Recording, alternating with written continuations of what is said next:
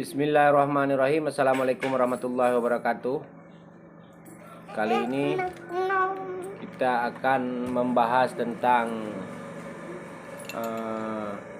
Jamiah Baitur Rahman pada Kesultanan Aceh Darussalam. Ini merupakan sebuah perguruan tinggi yang mengintegrasikan ilmu-ilmu agama dan ilmu-ilmu umum. Ini adalah simbol kemajuan daripada peradaban alam Melayu.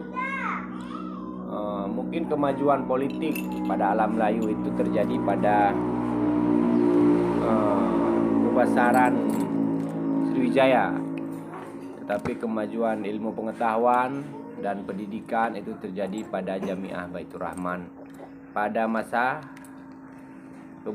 masa kejayaan Kesultanan Aceh Darussalam, yang diperkirakan itu terjadi pada masa Sultan Iskandar Muda, dengan mufti pada masa itu adalah Syamsuddin Al-Sumatrani, seorang pengikut tasawuf filosofis Wahdatul Wujud, yang mana Syamsuddin Al-Sumatrani ini sendiri adalah berasal dari Pasai. Uma, jangan banyak kali nak, nggak bisa tidur nanti, marah Umi nanti. Udah cukup. Aduh. Udah cukup ya. Udah. Ini sekarang ayah nih udah cukup. Kemudian dia berasal dari Zawiyah Blang Pria pada negeri Pasai. Asal-usul Kesultanan Aceh Darussalam itu adalah berasal dari cikal bakalnya itu adalah dari kerajaan Lamuri ya, di kawasan pesisir utara Aceh Besar, yang kemudian karena satu dan lain hal, diperkirakan karena masalah pergeseran aliran sungai atau karena faktor lain, yaitu faktor dermaga pelabuhan, sehingga kerajaan ini pindah ke kawasan Kutaraja dan berubah namanya menjadi Kerajaan Mahkota Alam. Kemudian Kerajaan Mahkota Alam ini sering bertikai dengan Kerajaan Darul Kamal. Jadi memisahkan Kurung Aceh, itulah yang memisahkan antara dua negeri, yaitu Mahkota Alam dan Darul Kamal. Yang mana nanti salah satu faktor yang menyebabkan kemajuan politik daripada Iskandar Muda adalah dia berasal dari keturunan dua kerajaan itu.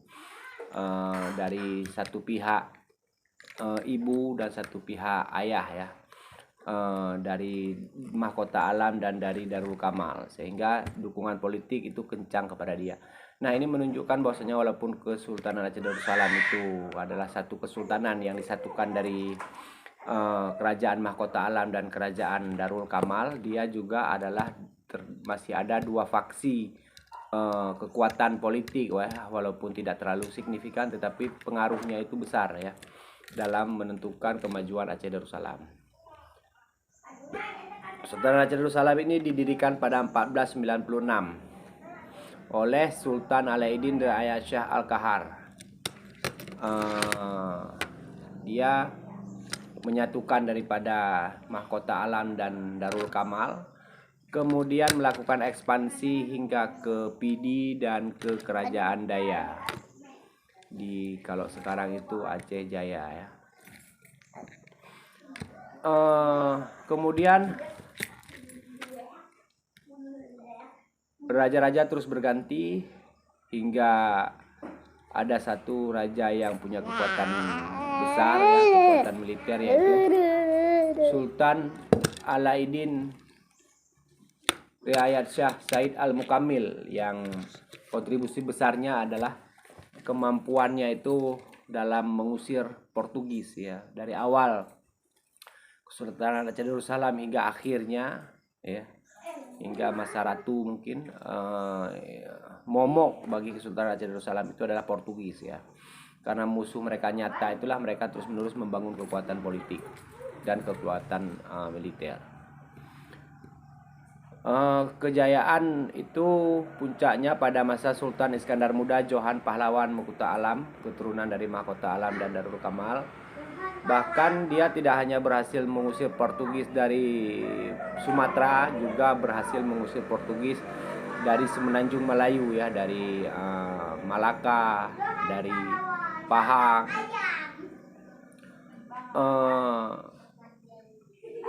Problemnya adalah beberapa negeri di semenanjung Malaya itu sangat rajin membangun hubungan dengan Portugis ya, dan ini membuat sultan-sultan di Kesultanan Aceh itu berang, seperti kisah antara Raja Pahang yang berulang-ulang kali melakukan kerjasama dengan Portugis. Kemudian pada masa puncak kemajuan itulah Kesultanan Aceh Darussalam mencapai kondisi yang sangat kosmopolitan. Mereka bahasa pertamanya itu adalah bahasa Melayu ya. Jadi menurut salah seorang peneliti itu dia tidak bisa menemukan bahasa lain yang paling banyak digunakan di Kutaraja itu selain bahasa Melayu. Sementara di dalam lembaga pendidikan itu bahasa yang digunakan adalah bahasa Melayu, kemudian bahasa Arab dan bahasa Parsi. Pada masa kemajuannya itu Kesultanan Aceh Darussalam membangun hubungan diplomatik yang kuat ya dengan Inggris, Belanda, Prancis.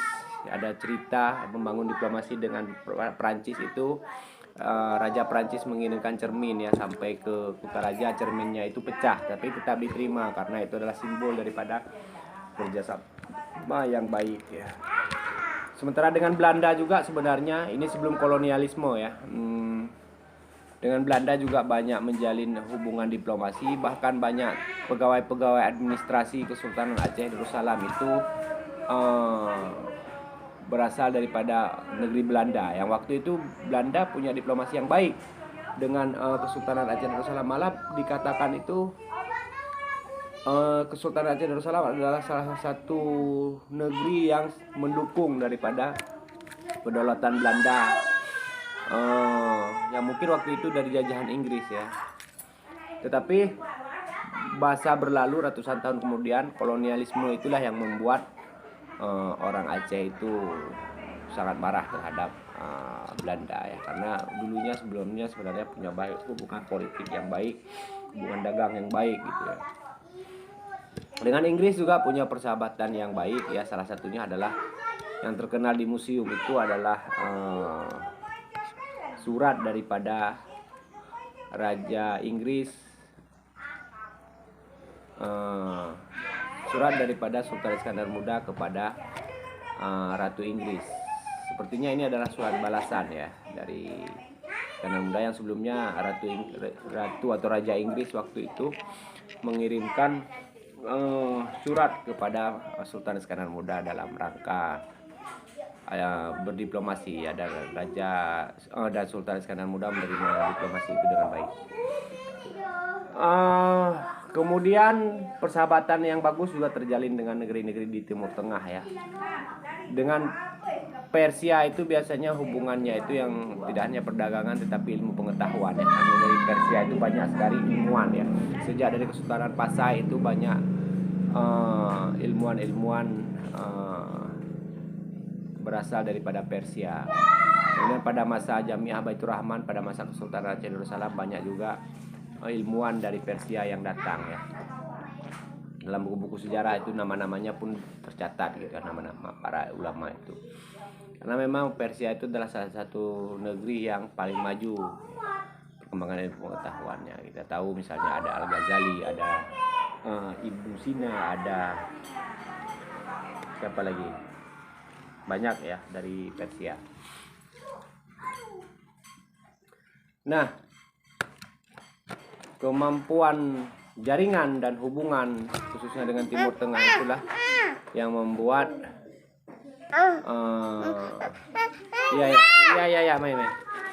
yang membuat mendukung ya kemajuan daripada Kesultanan Jamiah Baitur Rahman. Sehingga Jamiah Baitur Rahman ini mampu mengkaji semua jenis ilmu pengetahuan, semua disiplin ya. Salah satu faktornya adalah karena sangat didukung oleh para pengajar dari Timur Tengah utamanya. Kenapa demikian? Karena berbeda dengan Zawiyah Blang Pria, Jamiah Baitur Rahman ini dia berkebergantungan ya, walaupun tidak tipikal sekali kebergantungannya, tapi tidak seindependen daripada Zawiyah Blang Pria di hadapan kekuatan politik ya. Jadi di hadapan banyak sekali manfaat yang diambil oleh lembaga pendidikan Jamiah Baitur Rahman dari kemajuan politiknya. Salah satunya adalah dengan banyaknya ulama yang datang mengajar. Kemudian banyak juga yang mengajar, yang belajar daripada berbagai negeri di Melayu, belajar ke Jamiah Baitur Rahman gitu ya, karena faktor kebesarannya itu. Jadi di sana juga pada masa kejayaan itu ada banyak perkampungan ya, ada perkampungan Arab, ada perkampungan India, ada perkampungan Cina begitu ya di Kutaraja. Nah, perkampungan ini mereka kadang-kadang kurang bersosialisasi dengan masyarakat ya, kecuali orang Arab ya. Karena orang Arab itu umumnya Muslim ya, jadi mereka mudah berasimilasi dengan masyarakat setempat ya. Kemudian di situ suasana pasar sangat maju, bahkan Dennis Lombat pernah mengatakan bahwasanya pasar di situ sangat padat sehingga kita berdesak-desakan kalau ke pasar gitu ya, saking ramainya pasar. Jangan dapat saya kaji itu ada 3 tempat pasar di Kutaraja yang menjadi pusat perdagangan ya. Dan dari situ untuk masyarakat ke hulu ya itu menggunakan kapal ya, mereka mengangkut dan membawa barang-barang untuk didagangkan di pasar, dan di pasar itu banyak komunitas impor dari berbagai negeri, dan di situ juga di dermaganya menjadi tempat mengekspor berbagai kebutuhan. Satu keunikan lainnya adalah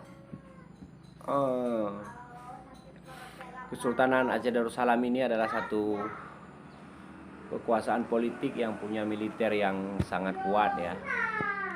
Yang ini sangat dipengaruhi oleh posisi mereka di Selat Malaka yang harus selalu siap siaga menghadapi serangan-serangan dari musuh utamanya yaitu Portugis. Kemudian militer tidak hanya ditempatkan di dermaga-dermaga, tapi juga berpatroli di laut, kemudian menjaga dalam kota.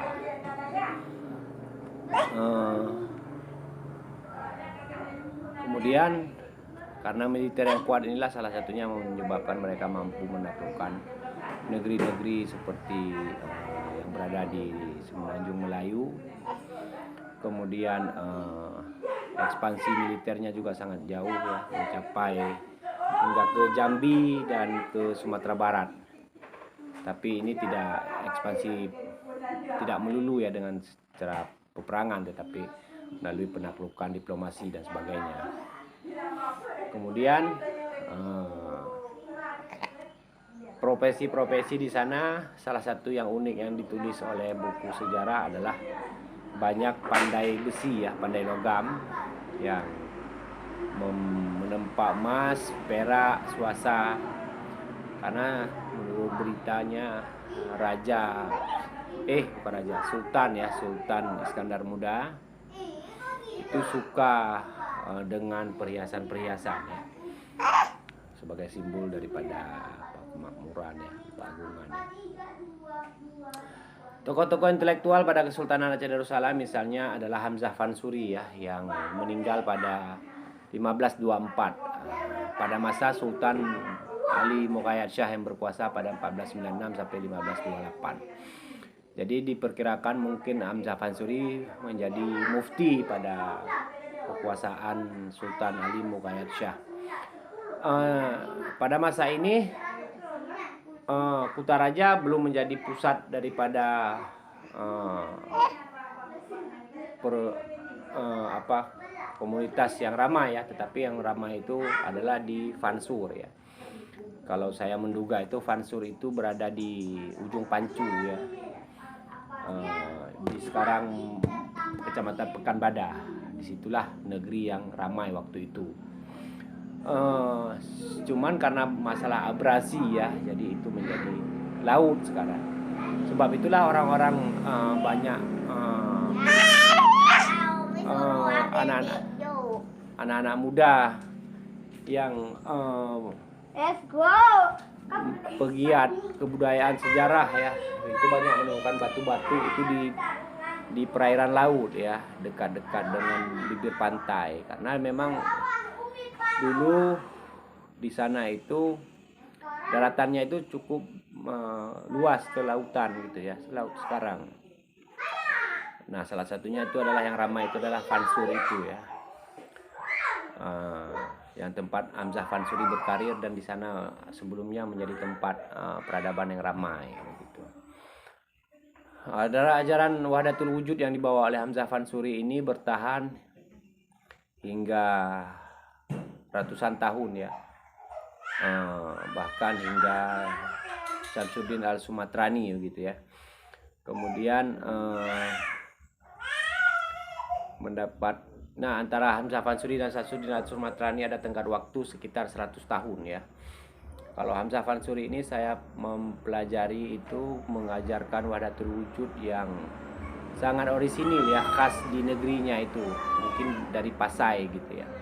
Sementara Syamsuddin Al-Sumatrani itu banyak menyerap ajaran daripada Wahdatul Wujud dari luar, seperti dari Burhanpuri ya, dan Martabat 7 dalam kitab Tuhfah Al-Mursalah ila Ruh Nabi sallallahu alaihi wasallam. Nah, pada masa kejayaan Kesultanan Aceh Darussalam, sementara Syamsuddin Al-Sumatrani juga berasal dari Pasai dan mengenyam pendidikan hidayah Belang Pria, Zawiyah Belang Pria ya. Jadi ini masih menunjukkan bahwasanya Zawiyah Belang Pria itu masih terus aktif gitu ya, dan menciptakan para intelektual ulama yang sangat banyak masih, walaupun pada masa itu Kesultanan Aceh Darussalam sudah mencapai kemajuannya. Terbukti misalnya juga Saiful Rizal ya, yang berasal dari Sumatera Barat, yang juga penganut ajaran tasawuf filosofis Wahdatul Wujud, itu yang mengalahkan Nuruddin Araniri dalam berdebat ya, sehingga Nuruddin Araniri pulang ke kampungnya ke India. Nah, kuat dugaan Saiful Rizal ini juga berasal dari Zawiyah Belang Pria, sehingga pada masa Nuruddin Araniri sekalipun berarti Zawiyah Belang Pria itu masih aktif gitu ya. Ajaran Nuruddin Araniri yang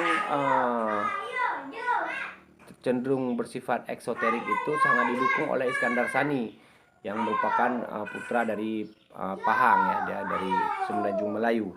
Di sana itu ajaran keagamaan yang lebih tipikal itu adalah yang bercorak lebih eksoterik ya, sehingga kehadiran Araniri itu sangat didukung oleh Iskandar Sani. Nah, pada Jamiah Baitur Rahman inilah perdebatan ilmu pengetahuan terjadi sangat masif ya, sangat intens, sangat dinamis ya, sangat maju. Salah satunya adalah perdebatan akademik ya, perdebatan dalam sifatnya akademik, yaitu perdebatan antara tasawuf filosofis dengan ajaran yang cenderung lebih eksoterik begitu. Yang mana uniknya ya, ini sangat disayangkan juga, perdebatan akademik ini menjalar kepada perdebatan masyarakat. Kalau di dalam perdebatan akademik itu sangat sehat ya, perdebatannya menggunakan argumen-argumen rasional ya. Tetapi ketika perdebatan ini menggelinding ke masyarakat umum, ini menjadi bermasalah, sehingga dalam masyarakat itu tidak menggunakan argumen-argumen ya, mereka berbasis doktrinal begitu ya, sehingga dalam masyarakat pun waktu itu menjadilah satu kelompok berpandangan tasawuf filosofis, yang satu lagi berpandangan yang eksoteris begitu, sehingga perdebatan ini memunculkan konflik sosial ya, yang balah menurut sejarah itu berakhir pada pembantaian begitu. Dan ini juga didukung oleh kekuatan politik. Ketika itu muftinya adalah Nuruddin An-Nadairi, dia mendukung pihak eksoteris ya, sehingga dia memerintahkan untuk memberangus ajaran tasawuf filosofis yang esoteris ini. Nah, problem sosial itulah yang kemudian berlangsung hingga ratusan tahun ya, sehingga kehadiran daripada Abdul Rauf Hasingkili nantinya itu dia berbeda dengan zawiyah-zawiyah sebelumnya yang juga mengajarkan ilmu umum. Zawiyah Abdul Rauf Hasingkili ini tidak terdapat bukti yang kuat ya bagi saya ya. Mungkin kekurangan data ia juga adanya pengajaran ilmu-ilmu umum ya, yang serius begitu. Sehingga sejak Jamiah Baitur Rahman hingga abad 20 itu masyarakat di sana itu tidak pernah belajar ilmu umum lagi begitu. Salah satunya karena memang konflik sosial yang berlangsung terus-menerus, sehingga Abdul Rauf Hasingkili itu punya tugas besar, yaitu untuk mengembalikan akidah masyarakat gitu ya, mengurus persoalan keagamaan karena konflik-konflik tadi. Jadi zawiyah rayanya Abdul Rauf Hasingkili juga harus fokus pada hal tersebut gitu ya. Kemudian setelah itu masuklah masa kolonialisme yang sangat sakit gitu ya, perang melawan kolonial yang membuat masyarakat itu betul-betul hancur gitu ya, betul-betul sehingga orang Aceh yang menjadi salah satu pusat peradaban alam Melayu harus mereproduksi identitasnya sehingga menjadi identitas yang baru, bahkan mereka tidak ingin lagi disebut sebagai orang Melayu gitu.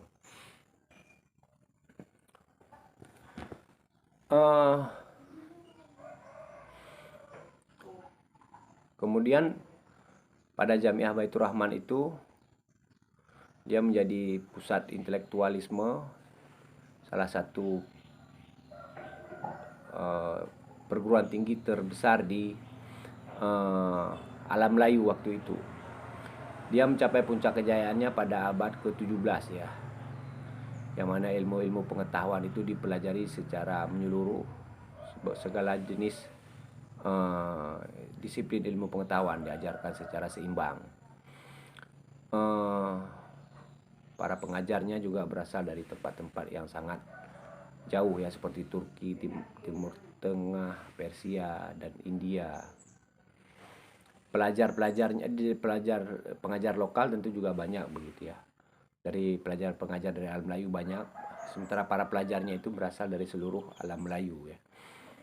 Kemudian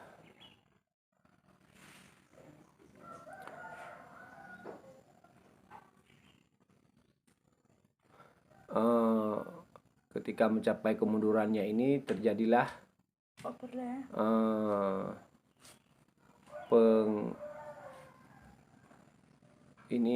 kemajuan daripada Jamiah Baitur Rahman ini menginspirasi daripada Tuanku Raja Kemala, nanti merupakan salah seorang pejuang pada Perang Aceh,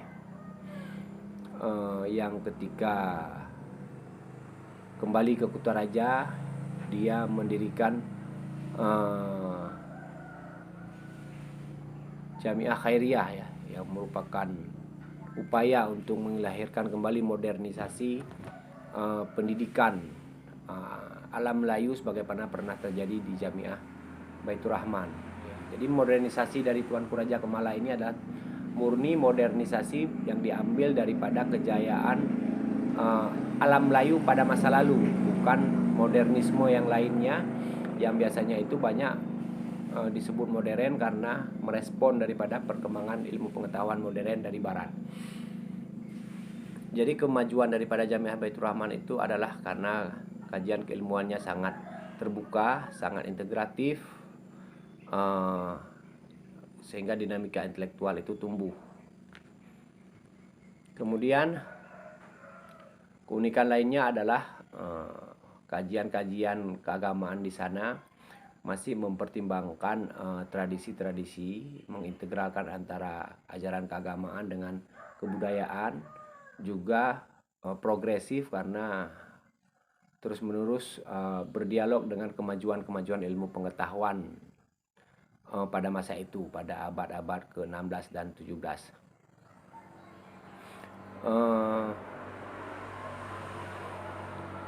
Saya kira kajian tentang Jamiah Baitur Rahman ini perlu dikaji secara lebih luas ya, khususnya tentang bagaimana epistemologi ilmu pendidikan yang terjadi pada masa itu. Dalam kajian ini saya hanya memberikan bagaimana gambaran sosiokulturalnya, dan mungkin nanti bisa dikembangkan tentang bagaimana epistemologi ilmu pendidikan itu bisa dilihat ilmu epistemologi ilmu pendidikannya pada Jamiah Baitur Rahman ini. Jadi sehingga perlu kajian yang lebih mendalam yang bisa dilakukan. Kira demikian. Assalamualaikum warahmatullahi wabarakatuh.